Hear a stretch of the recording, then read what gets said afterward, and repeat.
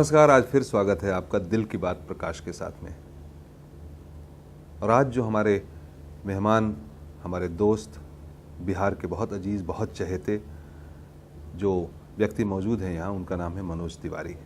ए चंपा चमेली कलियल बेली नैना मिला के कहाँ जात बारू। मनोज तिवारी यानी भोजपुरी संगीत की दुनिया में तहलका। कनवा में शोभे वाली जूड़ा पे लगा के जाली, कनवा में शोभे वाली जूड़ा पे लगा के जाली, चाल चलेली मत वाली बगल वाली जान मारेली, बगल वाली जान मारेली। भोजपुरी गायन और अभिनय में मनोज की प्रतिभा का डंका पूरी दुनिया में बज रहा है।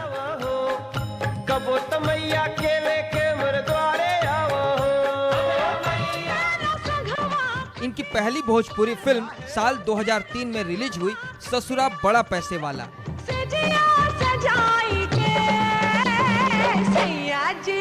अच्छा, भोजपुरी फिल्म की दुनिया में यह फिल्म तहलका मचा गई।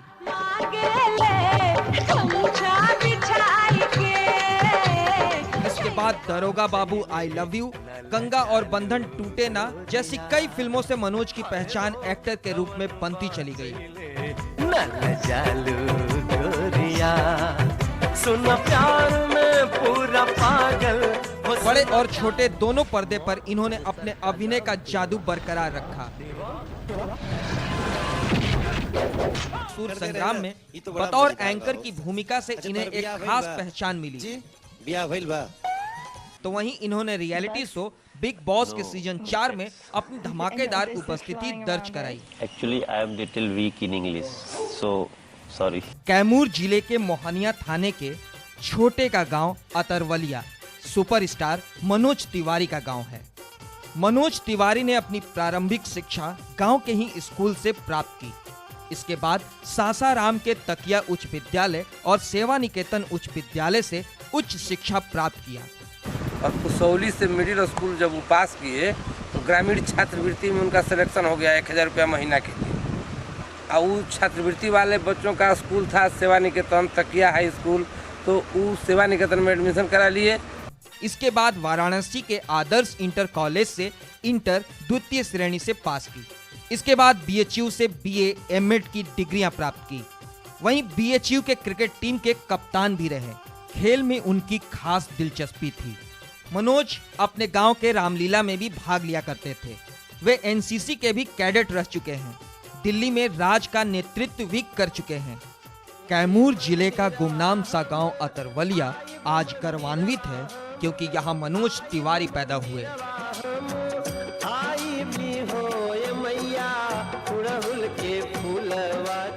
साल था 1965, यानी महज 45 साल की उम्र में मनोज भोजपुरी जगत में किंवदंती बन चुके हैं।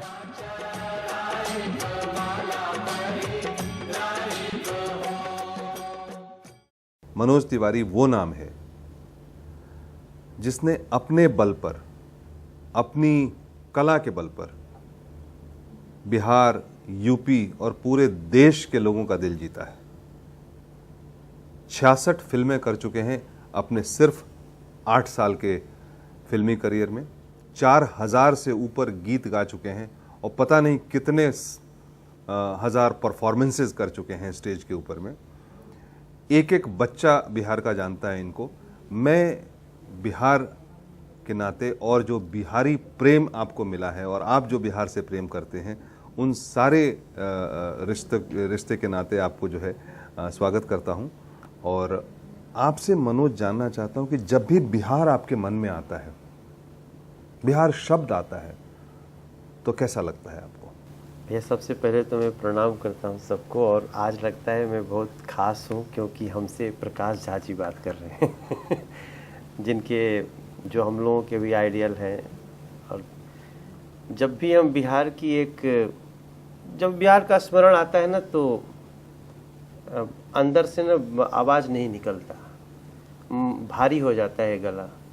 क्योंकि हम लोग भी जब गाना गाना शुरू किए और अपनी पहचान बनाने की कोशिश कर रहे थे, तो बहुत अच्छी इमेज में नहीं थे और गाना भी नहीं था वो, फिर भी उन्हीं से जो प्रेम मिला जिसके कारण दुनिया जानती है, तो निश्चित रूप से बहुत ही एक गर्व का भाव आता है कि हाँ, हम उसी बिहार की मिट्टी में पैदा हुए हैं। आई एम प्राउड ऑफ कि मैं बिहारी हूँ। हर तरह से अच्छा लगता बहुत खुशी की बात, बहुत अच्छी बात कही आपने कि उसी मिट्टी में पैदा हुए हैं। कि भोजपुरी फिल्में आपने की हैं जी, खूब की हैं आपने भोजपुरी फिल्में, आपकी फिल्में बहुत सुपर हिट हुई हैं। और बिहार में जब भी नाम आता है कलाकारों का, आपका नाम आता है, रवि का नाम आता है, निरहुआ का नाम आता है, और बहुत अच्छे अच्छे कलाकार हैं। और इंडस्ट्री जो बिहार में बन गई कि बिहार में प्रतिभा की कोई कमी नहीं है। मनोज, आपको बहुत सारी प्रतिभाएं मिली होंगी, कुछ उसके बारे में बताइए कि बिहार के लोगों में प्रतिभा को पहचानने की और प्रतिभा को सामने लाने की किस तरह का अनुभव आपका रहा है? एक तो मुझे लगता है भैया कि जो हमारे यहाँ एक जो सबसे खास चीज़ है कि आदमी चाहता है कि हमारा बच्चा पढ़ लिख के कुछ बने। शुरू में सबसे पहले देखते हैं गांव के माँ बाप भले चाहते हैं कि बच्चा पढ़ लिख के बने, लेकिन उस बच्चे के अंदर पढ़ाई लिखाई के अलावा भी बहुत सारे से टैलेंट होते हैं जिसको वो हमेशा यूज करना चाहा है। बहुत देर बाद एक फिल्म बनी 3 इडियट, लेकिन वो बहुत देर से लगता था कि हम लोगों को यही क्यों कहा जाता है कि तुम IAS UPSC कंप्लीट कर लो, या फिर नहीं है तो BPSC कर लो, दरोगा बन जाओ। उसके साथ साथ जो लोगों में था और मौका मिला तो सब लोगों ने उसको पाया भी है। और उसके उदाहरण कई लोग हैं, उनमें प्रकाश झा भी एक हैं जिन्होंने अपने को, मुझे नहीं मालूम कि प्रकाश झा जी को शुरुआती घर में कैसा माहौल मिला था, वो कैसे हिंदुस्तान के एक बड़े आपको कैसा माहौल मिला था घर में? आपके घर के आपके पिताजी माताजी या आपके लोग क्या चाहते थे आपके बारे में, किस तरह का माहौल था? अब मेरे बाबूजी गायक थे भैया, तो मुझे गाने के लिए कभी मना नहीं हुआ। और मेरे पिताजी को तकलीफ हुई थी, उनको घर में बहुत ये नहीं देखा जाता था कि वो सम्मानित दृष्टि से नहीं देखा जाता था।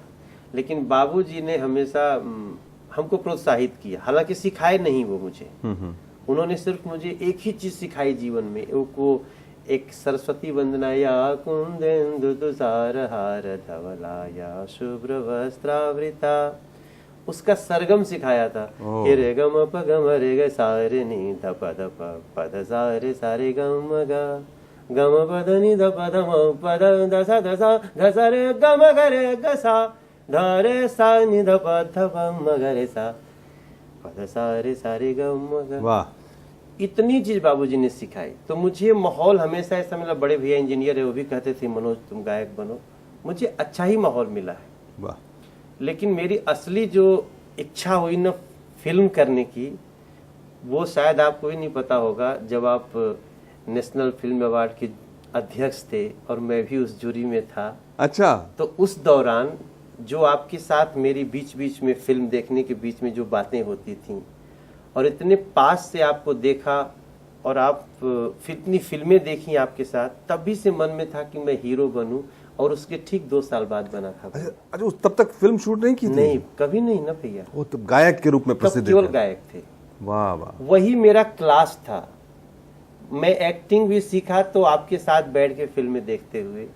देखो, आदमी तकनीक तो सीख लेता है, लेकिन अंदर में जो एक इंस्टिंक्टिव कैपेबिलिटी होती है ना, जिसमें कहते हैं कि नेचुरल, क्योंकि तुम्हारा परफॉर्मेंस नेचुरल होता है। तुम कोई सोच समझ करके किसी एक्टिंग स्कूल से सीख करके नहीं आए हो। तुम्हें जो जीवन में जो तुम्हें अनुभव मिला है, उस अनुभव को उतारते हो, उसको ढाल देते हो। और किसी भी कलाकार की भूख कभी ख़त्म नहीं होती है। तो 66 फिल्मों के बाद में भी आपकी भूख निरंतर बनी हुई है। और हम आपसे आपके काम के बारे में बहुत जल्दी ही बात करेंगे फिर से। आप कहीं जाइएगा मत, छोटे ब्रेक के बाद हम लौटते हैं।